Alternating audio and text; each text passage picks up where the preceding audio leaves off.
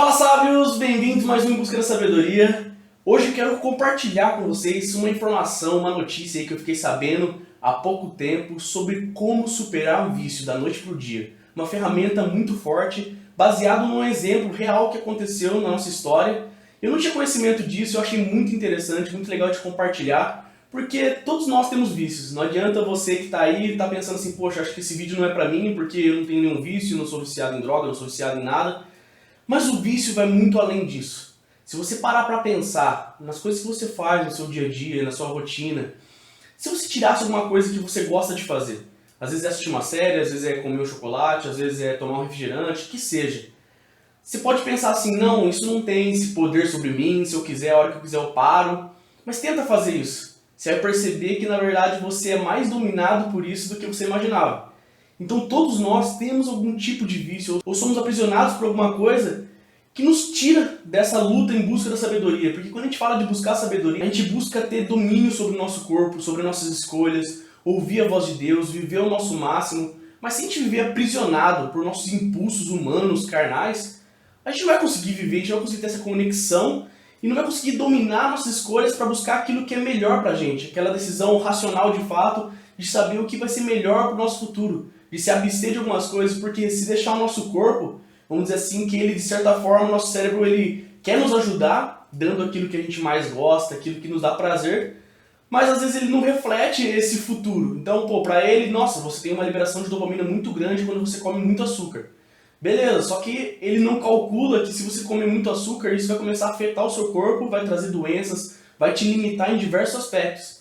Então a gente tem que ter esse domínio sobre o nosso corpo. Está muito linkado com a nossa inteligência emocional, nossa conexão espiritual, tudo isso está muito linkado. Então hoje vamos falar um pouquinho melhor sobre como se livrar dos vícios e essa técnica aí de, da noite pro dia, talvez superar um vício. Antes disso, como eu sempre peço para vocês, só deixa um like rapidinho e se tiver algum comentário, deixa aí embaixo. Beleza? Bora lá então! Um dos primeiros experimentos que eu queria falar com vocês para explicar um pouquinho dessa técnica aí de superar um vício da noite pro dia foi sobre o experimento feito com soldados americanos depois da Guerra do Vietnã. Eles estimam, os governantes, cientistas, que por volta de 35% dos soldados fizeram uso de heroína durante a guerra e 20% deles ficaram viciados na droga.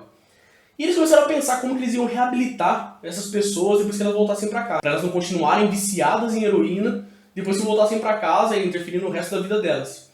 Só que, para surpresa deles, quando essas pessoas voltaram, apenas 5% das pessoas tiveram algum tipo de recaída no primeiro ano. E 12% deles tiveram recaída nos próximos 3 anos ali da droga. Ou seja, 90% praticamente das pessoas não tiveram nenhum tipo de recaída, conseguiram se reabilitar sem nenhum processo, sem nada, só vindo embora para casa e do dia para a noite estavam recuperadas do vício em heroína. E os cientistas, as pessoas começaram a ficar muito interessadas em como que as pessoas conseguiram superar um vício tão grande, algo tão viciante, tão dominador quimicamente, do dia para a noite, só por ter voltado para casa. E eles chegaram à conclusão que o ambiente é que faz muito dos gatilhos, que cria os gatilhos para a utilização das drogas e para alimentar os vícios. Ou seja, quando as pessoas estavam lá na guerra, e elas não tinham nada para fazer, elas tinham que só matar um ou outro, é uma situação totalmente estressante, de tensão, de estratégia. O único prazer que elas tinham é utilizar a droga. E ali ela estava do lado de diversas pessoas que também usavam droga, e era o único momento que elas tinham de prazer, de tranquilidade. Só que quando eles voltam para casa e reencontram a família, retomam as rotinas normais, atividades físicas, ler livros, assistir televisão, o que seja, o consumo de heroína já não faz tanto sentido, e o cérebro não tem gatilhos para lembrar do uso da heroína. O cérebro relacionou muito o uso da heroína na situação estressante, numa situação de guerra, numa situação de morte, numa situação com aquelas amizades. Então, sem isso, o cérebro perde os seus gatilhos para fazer você alimentar esse vício. E aí vira uma informação muito importante para a gente trazer para o nosso dia a dia hoje. Talvez muito desse vício que você tem, muito isso que aprisiona você, está relacionado aos ambientes que você está. Talvez a facilidade que você tem de alcançar esse vício, por exemplo, se for refrigerante, sua geladeira está cheia de refrigerante, vai ser muito mais difícil você superar. Ou então as amizades que você tem, ou então você não está preenchendo sua vida com outras coisas, você não está conseguindo fazer atividades físicas, ter outras atividades durante o seu dia a dia, para conseguir preencher e se sentir satisfeito com outras situações também, e não deixar só o seu corpo estar relacionando o seu prazer e a sua felicidade a coisas simples, a coisas que são mais fáceis, vamos dizer assim. Então é muito importante a gente começar a pensar nos ambientes que a gente está e nas pessoas que estão ao nosso redor, como elas podem ser um gatilho para esse vício que eu tenho. Outro experimento muito interessante foi um feito com um ratinho, que foi feito na década de 80, que fizeram tipo um caminhozinho com um T, né? Então ele ia para a direita era uma água normal, ia para a esquerda era água com cocaína. E o ratinho ia, no começo lá, experimentava de uma água ou de outra, aí depois ele começava só ir na água com cocaína, toda hora, água com cocaína, até ele morrer. Então ele tomava tudo até ele morrer.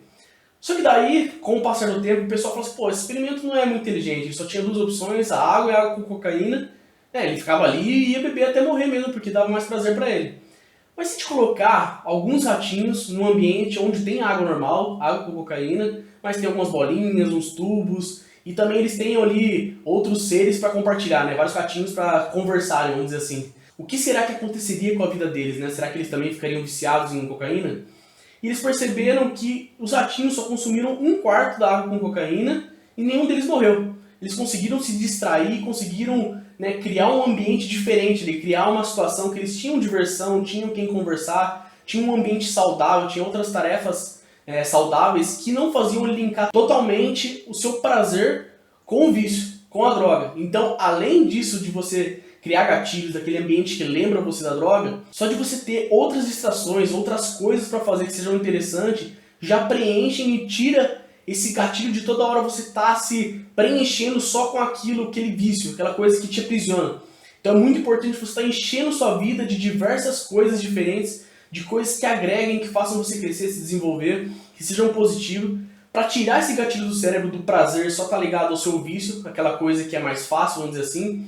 E tome cuidado também com os gatilhos, com aquilo que faz você lembrar do seu vício. Tem muitos experimentos, tem muitos relatos, por exemplo, de pessoas que pararam de fumar e eles tiveram que parar também de beber cerveja, por exemplo. Porque se ela tomasse cerveja, a vontade dela de fumar se tornaria muito maior, porque tem a ver com o gatilho. Ela sempre lembrava que quando ela tomava cerveja, ela fumava. Então, como ela sabia que se ela tomasse cerveja, o desejo de fumar ia ser muito forte, porque o cérebro ia fazer um gatilho muito grande para ela começar a fumar, ela teve que parar também de tomar cerveja.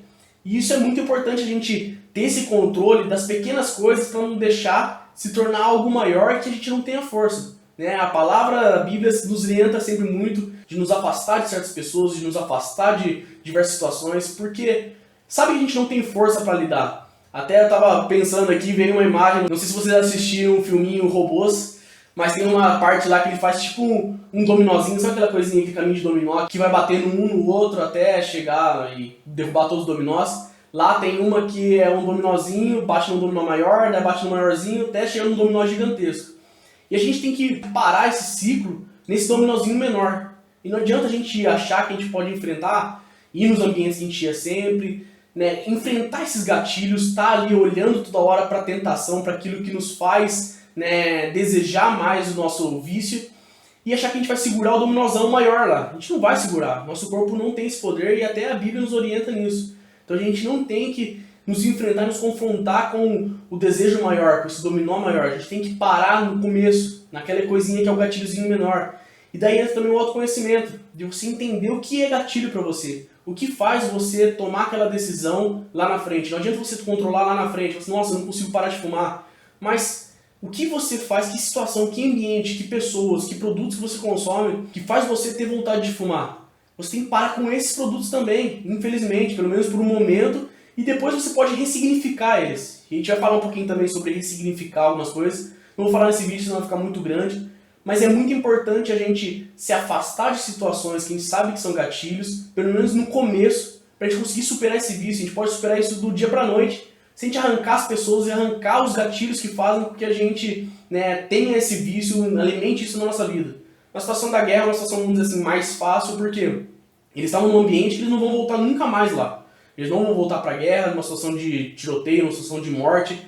Eles vão voltar para a casa deles e aquilo ali foi e passou. Mas se você tem um vício que você alimentou e criou dentro da sua casa, é um pouco mais difícil. E a gente vai conversar um pouquinho sobre ressignificação, mas tente se afastar o máximo possível, tirar tudo da sua visão e sair de companhias de pessoas que gerem gatilhos de vícios em você.